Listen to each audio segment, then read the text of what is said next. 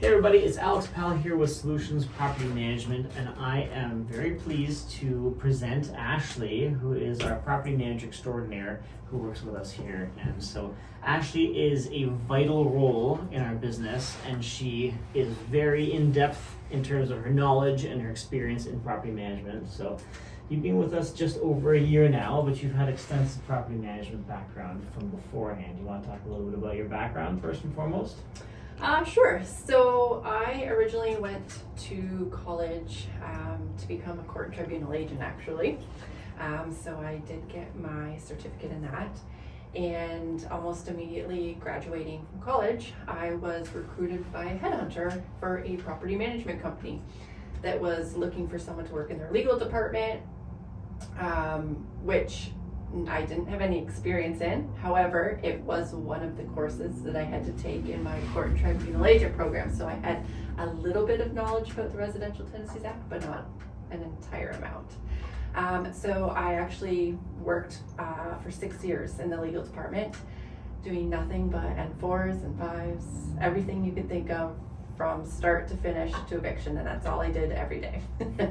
And then I more recently managed a portfolio in Hamilton for another company where I did everything from admin work right up to property management work, budgeting for the properties, dealing with tenants, and now I'm here, which is a little different than what I've experienced before, mainly because we deal mostly with single family homes. And I have always dealt with bigger properties, high rises. In the past. Yeah, I think that's what you mean. So we deal with like duplex, triplexes, small, mid-sized apartment buildings as well, but dealing with like a 200, 300 unit condo building obviously has a difference. You're probably dealing a lot more with superintendents and those kind of situations as well. So, but yeah, that's awesome. Okay, so we're gonna go through a couple questions here. So if you guys are curious what it takes to work with a property manager, what are some things, like definitely send us some questions too, and we'll get Ashley back on the horn to answer them for you. But for the meantime, we're gonna just kind of go through some simple basic steps that you guys might find valuable. So how do you screen tenants, and what makes your process better than someone who might just put up a Facebook ad or a Kijiji ad online? So our process for screening tenants is pretty thorough. We have a number of checks that we do. An application comes in. We make sure that all the information is there. So we have landlord references, current and past. We have employer references. We have personal references.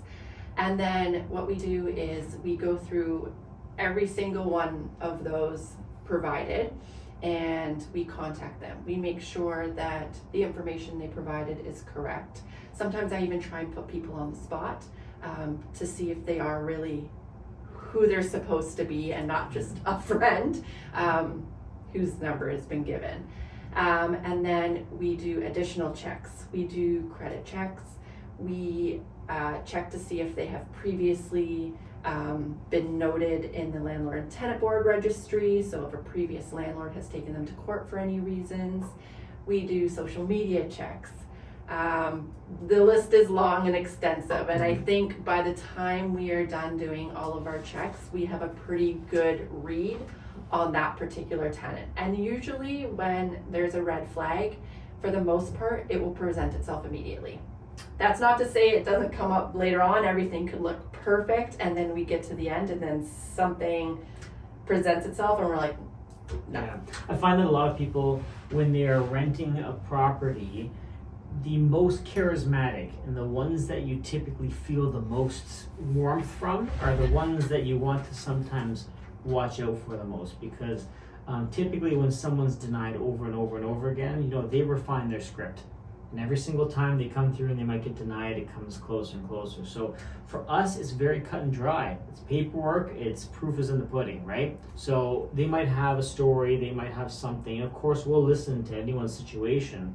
However, we have an expectation that credit needs to be at a certain threshold. We have expectations that they're going to provide us all their, details. We're not going to skirt around and just take it as face value. And I find that a lot of people who do that online, they're like, oh, I just met the most lovely couple and they were great. I think they'd be perfect, and they go through a gut feeling. So refrain from gut feelings, guys. Do the checks. Talk to Ashley. All right. Yeah, we've actually come across, we've found people that have altered pay stubs. Yeah. So pay stubs came in, they looked great. I ended up calling the employer, and nope, that person hadn't worked here in over a year. Altered credit, we've seen that. Altered credit, we've seen.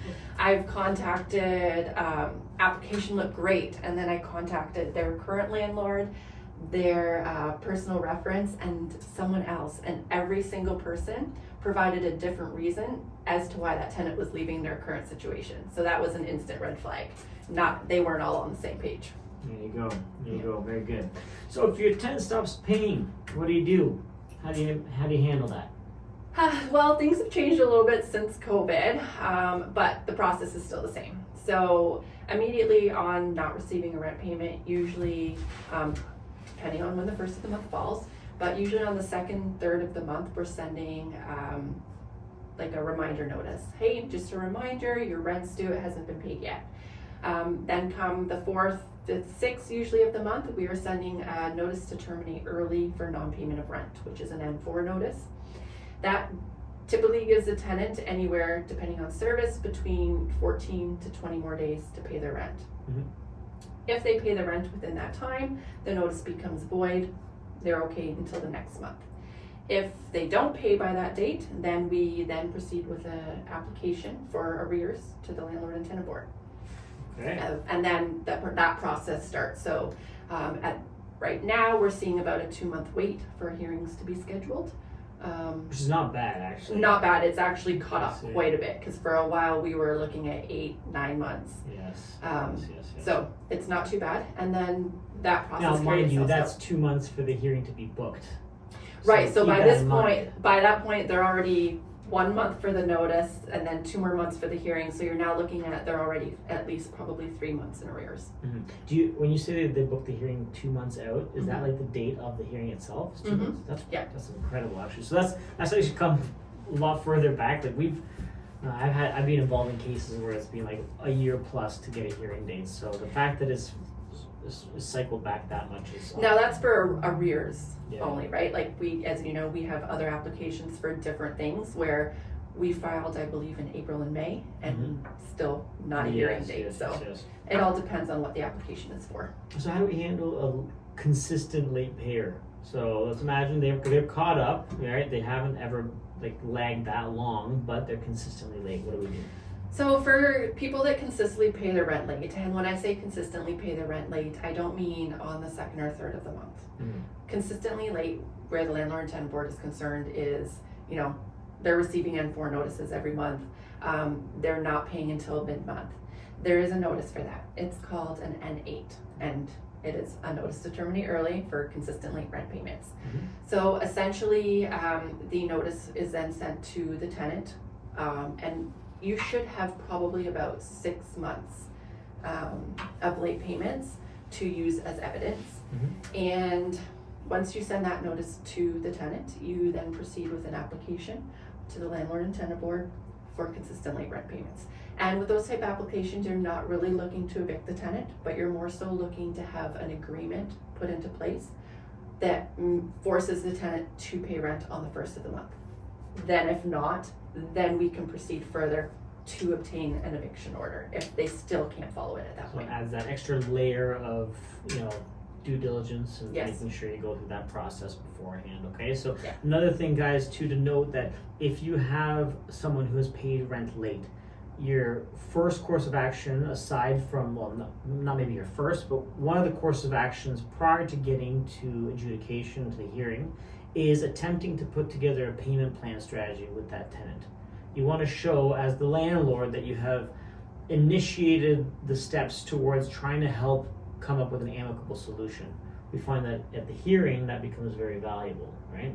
Yeah. So in that way that the adjudicator is like, yeah, we've already set up a payment plan in place, because if you haven't done that, sometimes you get to the hearing and the adjudicator will suggest that should be the first course of action. So if you haven't done it, then that'll be the first course, but if you have done it, you've already tried that, right? So, And also to touch on that too, it's always, it depends on the steps, but if you've already filed an application and you're open to mediation or a mediated agreement, it's always good to put one in place on your terms if you can get the tenant to agree to that. Yeah. Because otherwise you go to tribunal, they may, put into place an agreement that doesn't suit you and you're not happy with. And then the other thing you have to be careful too is, if a tenant says, well, I can pay my rent on this day, and we say, okay, no problem, we'll hold off. If we wait till that day and they don't pay it, we're now that much further behind before we're even filing the application to go to the tribunal. Yeah, good, very good point. Yeah. So, if something goes wrong in the middle of the night, what happens? Who takes the call and how's it handled? So it all depends on what goes wrong in the middle of the night. We, as you know, have received emergency calls that are not emergencies. Your Wi-Fi is out. That's not an emergency. But typically, if we get a call in the middle of the night, we do have an emergency line that the tenants call, and that then gets dispatched to a third-party answering service.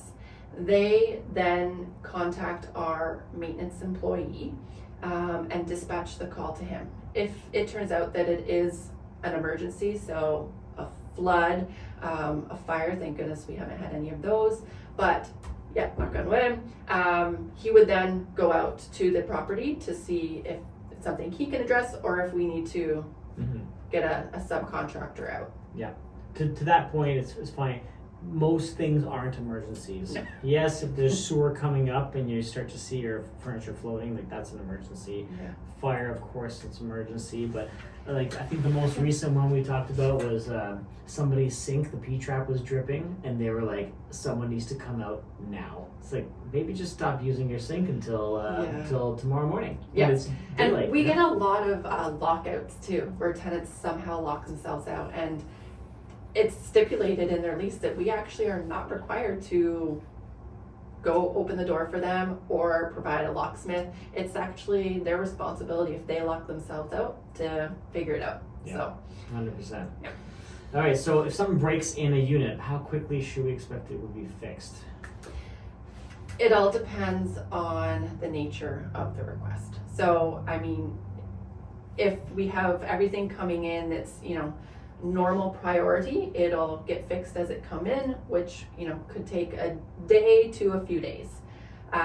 If we have things that come in that are typically plumbing issues, we try and get those fixed within 24 hours because not fixing those within 24 hours is going to create a bigger problem. Mm-hmm. And then sometimes if that happens, then the normal priority requests, they get pushed back a little bit. So at the end of the day, typically, unless it's a bigger project where you need to order something or wait on someone, we try to have most of our maintenance stuff done within a week. Mm-hmm. I think that's a fair timeline to have something done. One thing that we know too is communication's key. So it's when things don't go unrecognized or unregistered by tenants that you start to get people who are maybe a little disgruntled, right? So we aim to address the issues very quickly, even if it's minor and the maintenance doesn't have to happen until it's maybe more convenient in terms of timing.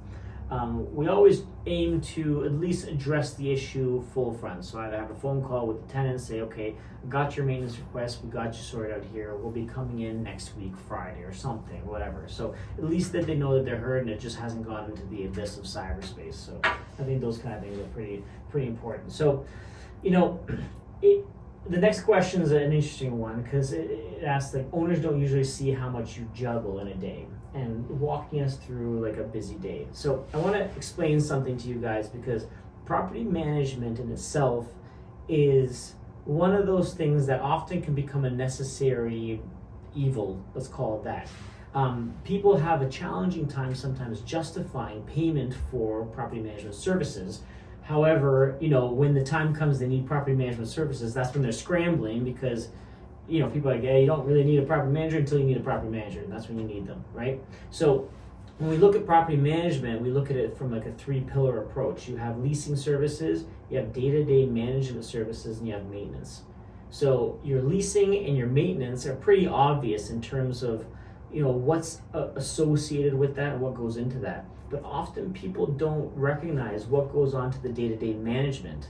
and they just think that, okay, I'm paying this generic cost per month, but it's like you guys are just sitting around waiting, you're gonna collect the rent and you disperse the rent, and that's really not all there is to it. You can see actually Probably laughing. the least amount There you go. that we So do. maybe you can help, because I think this is a really important point actually, is like what goes on the day-to-day management side that takes up as much time as it should, that people should be noted of, because that's where it is. If you guys are sitting at home and you have a property that's maybe out of town that you own, you might not realize that you're the one doing these things, but those things take your mind away from whatever else it is you should be doing. Buying more property, going out and spending more time with your family, whatever the case may be.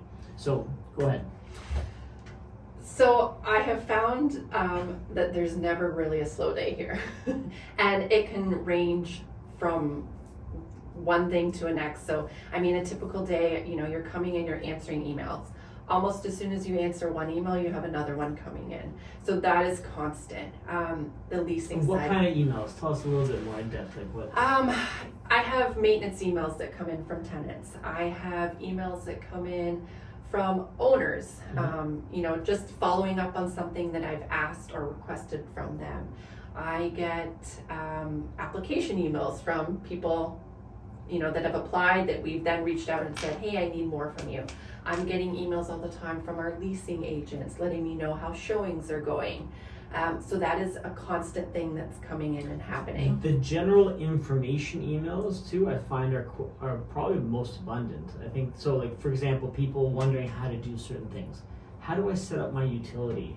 How do I make when's garbage day? And you would think it's like, just tell them to go online or whatever and figure it out. Or like, hey, my smoke alarm has this red light flashing on it. What should I do? It's like stuff like that is. You don't realize it, but it's like it needs an answer. The way they respond, sometimes there's a back and forth, and you extrapolate that over a building, a number of units. There's a lot of work that goes into just purely communicating. Yeah. And I think that fundamentally that's the underscore that I want to put here, is that good property managers communicate. And the number one thing that you hear of in terms of poor property management companies is ones that don't communicate. That's it. I've reached out, I haven't heard anything from them, they haven't gone back to me. You know how many clients we take on or we adopt from other property management companies saying, I've reached out to the company like 2 weeks ago, they still haven't gone back to me. That's where things are. People want to be assured that they're being taken care of, both on the ownership side and on the tenant front. So keep those things in mind when considering the quality of property management companies that exist out there. Yeah. Right? And so again, that is something that is constant throughout the month, right? Mm-hmm. And then you have your other things. So the beginning of the month, I am, spending my first couple of days accepting rent payments and entering them into our system to the tenant ledger and doing the accounting side of that. I'm then sending notices for those that haven't paid. And then now we're in N4s and I'm spending time generating N4s and mailing them out, and not only generating them, but when you generate them, you then we do most of our service through email. So then I'm emailing them to the tenants, I'm uploading to the system. I'm also doing up envelopes to mail them out by hand. Mm-hmm. And then from there, we go into leasing side of things, which utilities. is constant. We're doing utilities every month. So I'm chasing owners to send me utility bills to charge back to the tenants, which takes up a lot of time because that's not forefront in an owner's mind. Mm-hmm. And most of the time, but it's forefront in our mind. yeah, we got we want to get you your money. Most of the time, owners are out doing their own things. They're on vacation, they're away. They're not thinking about a utility bill that came in for a property. So Mm-hmm. I'm constantly, do you have that bill yet? Do you have that bill yet? Can you send it? Please send it. So that we can charge it back to the tenants, which that's something we do. L1 applications when our N4s expire. That takes time gathering all the information. Other end notices that we send that we have to gather information for behavioral issues. That takes time. We do our owner's draws, which generally takes me about 5-6 hours to get all of our owners paid. That's once a month. I'm doing accounting where I'm paying all of our vendors and then I'm billing back all of our properties.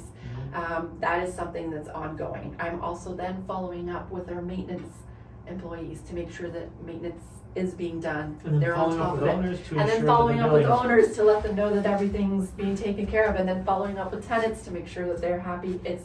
It's constant. I don't think I've actually had a slow day yet here, where Yeah. I'm, That's a good thing. yes, like Things were busy. from 9 a.m. to 5 p.m. I don't stop.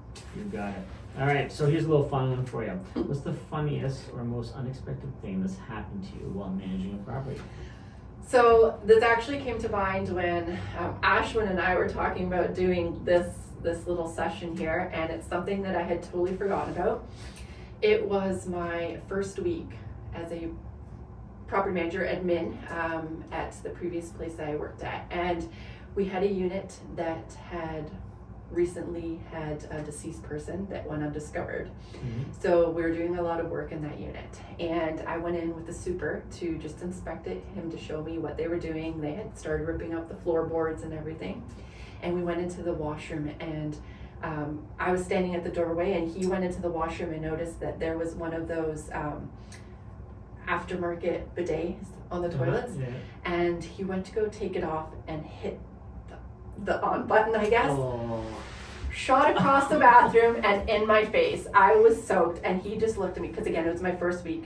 He didn't know me from a hole in the wall, and I just kind of like froze. Did that just happen? So it was pretty Bidet water. bidet. At least it was clean. But I have to say that was probably one of the funniest moments that I've had. Well, good for you. I'm sure you're laughing now. I At am. the time. I probably kind of laughed it off then too, because again, I was new. Yeah. I was like, You got a good first yeah, yeah, I have to be able to roll with the punches. That's awesome. Yeah. So, what's the best compliment you've gotten from an owner or a tenant? Actually, well, I had a good compliment the other day. We had an owner come in, and he had mentioned something that needed to be done, and I was like, "Don't worry, we already taken care of that for you. You don't need to do it." And he had said to you, he's like, "She's a keeper. Don't let her go." So that was really nice. We also have a current tenant right now that every time we speak to her, she's like, "I can't thank you enough. It means so much to me." She even calls me her personal therapist, because every time she calls, there's some issue that we're managing for her. So Yeah. it's nice to know that. I mean, there are times, there's things where we can't necessarily fix. We always find a solution and how to do it, but at that given moment, we don't know what the solution may be, and Hence the name of our company, Solutions Property always Management. finding a solution. Yeah. So when we can still have owners or even tenants recognize that and still appreciate all the work that we are doing to try and help them, and take care of their property, it means a lot. And unfortunately, in property management, it's sometimes a thankless job, because most of the time your communication, or at least with me, it's complaints, right? It's tenants are reaching out to me when they have an issue. Yep. Owners are reaching out to me when they have an issue. So And, I mean, for those two situations, like that gentleman that came through, that's once again one of these situations where we've adopted an owner whose property has kind of fizzled into just absolute chaos, and tenants aren't paying, the property's run amok, there's a tremendous amount of maintenance stuff. It's overwhelming, right? This person lives on the east end of Toronto. Shuffling in all the way into Hamilton every day is not easy, right? Same with up on the mountain, we have another client there who just had another property management company lease out her unit, and just for leasing services. Well, they don't care about who the tenant is on the back end. Absolutely abysmal situation where this tenant has not paid rent for now 6 months, so we had to walk her through the process. We got the tenant out.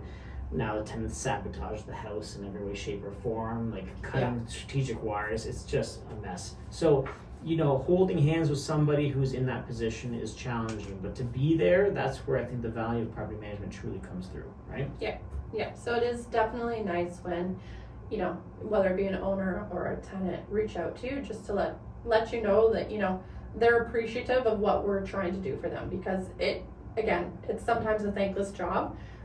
It's not always a positive thing, because again, we're fixing everybody's problems. So they don't come to us when they don't have problems. No, 100%. What's the most difficult eviction you've had to manage, and what did you learn from it? I have done a lot of evictions. Thankfully, my supers have been there most of the time to change the locks. I think probably the hardest one I did was a mental health situation. He was a war veteran of some sort. I don't know, because he was there when I had started, and he had stopped paying his rent, so we did everything. The unit still had belongings in it, so we assumed he was around. And when we got to the point of actually doing the eviction, we came to realize just how bad the unit was, and pushed the door open, and out came all of the cockroaches that were in the unit into the hallways. The garbage was piled high, and again, it's all of his belongings were still there. So it was one of those things where I don't even know what happened to him or where he went. I couldn't tell you, and he never contacted us to collect his belongings. So I think that's probably one of the ones that hit me the most, only because of the uncertainty and just not knowing what happened to him. I had a very strange one. I'll share one myself. It was funny enough, for not even a property that we managed. It was a tenant that called asking for some support. At the time, I was like in the area, so I was like, you know what, I'll come by and I'll explain to you the piece. I don't mind, a little pro bono. I came there and they're like, we got this notice and it's for an eviction, but we think it's fake. And I was like, this is not fake. This is real. This is happening. It's got all the seals on it. This is truly happening. Like, now they've threatened us before. It never goes through. I was like, listen, guys, it's telling you right now, you're gonna want to just pack your stuff, reach out to some support, whatever you need to. Good Shepherd, these kind of places that can maybe assist you. And I thought nothing of it. I left. It was just one of those situations where I had an opportunity to drive by and maybe explain something to them. And it was a power of sale situation where the people had borrowed money. They couldn't pay the money for the actual house. So I get a call one of these days, and it's from the sheriff, who we know here locally, and he said that these tenants are here, and they say that they know you. I'm here trying to get into the house, and they have pushed all the furniture up against the houses, and they have barricaded themselves in the house. And once again, I just happened to be like 3 blocks away, so I was like, all right, I'll come out. And I'm sitting there like yelling at them through the window, and they're yelling back at me. And I was like, guys, I told you they're coming today. So eventually you could hear the stuff shuffling, moving out. But it was a sad situation to kind of see that they were just so oblivious to the idea that this was a reality. So, I'm not sure what happened to them. Once again, this is one of the weirdest situations, didn't even really apply to us. But fortunately, knowing the sheriff on a first name basis, we've gone through the runs, this run multiple times. So it's the day. I mean, for the most part, I've been pretty lucky, I'd say, in most of the evictions that I've done previously, they're gone by the time. Exactly. By the time it gets Same there, with me. they know like what's coming or nothing like that. So yeah. Okay, so let's wrap this up slowly. Have you ever walked into a unit after a tenant moved out and thought, what on earth happened here? So let's talk about the worst condition unit. Far too often. Yeah. I often walk into units and think to myself, how do people live like this? Yeah. And I'm not so much in our properties. Our properties are actually pretty good. But I have. It's when we adopt. Yeah. Every single time. Yeah, it's our properties are right? Pretty good. And again, that goes back to how we vet tenants. How we vet tenants, right? But I have walked into places, again, garbage from the floor to the ceiling, cockroaches like you wouldn't, literally falling from the ceiling onto you, toilets that are black, brown, and to think that this bathroom is where you're supposed to clean yourself in. Mm-hmm. It's disgusting the way people live. Like fridges, I've opened fridges and there's cockroaches in fridges and spoiled food in there, and people live like that, Yeah, and indeed. it's frightening. I've seen my fair share. I mean, we also buying houses, and we do a lot of renovations on dilapidated houses. Yeah. We once extracted 180 kilos of human feces that was individually bagged in a property. We actually made the news for that. Yeah, so CHCH News did a segment on us for buying and renovating that property. But anyway, guys, to wrap things up, so thank you first and foremost, Ashley, for joining us and sharing a little bit about property management. If you guys have property management questions, specific ones, definitely send us an email. It's info@solutionspropertymanagement.ca. Or you can send it directly to myself, alex@solutionspropertymanagement.ca as well. Be happy to answer any questions that you guys have. Once again, property management seems simple, but it's not easy, right? On an onset, I think a lot of people feel confident, and you might want to do that. I think that it's a smart thing to learn that side of the business, such that if you do it yourself well, then you know what you want to expect from a property manager when you hire them, right? Cheap is not always good, especially when you're dealing with the landlord-tenant board, long wait times of not getting rent, shoddy maintenance, not vetting leases. Don't cut corners. If you're going to cut corners anywhere, probably not in property management, because you might wind up being one of those properties we unfortunately have to adopt and not take you on gladly, so we can get you a fresh start from the get-go. Yeah, and getting unruly tenants out is not an easy process, so. Yes, indeed. Thank you so much. Thank you for having me. Catch you on the next one.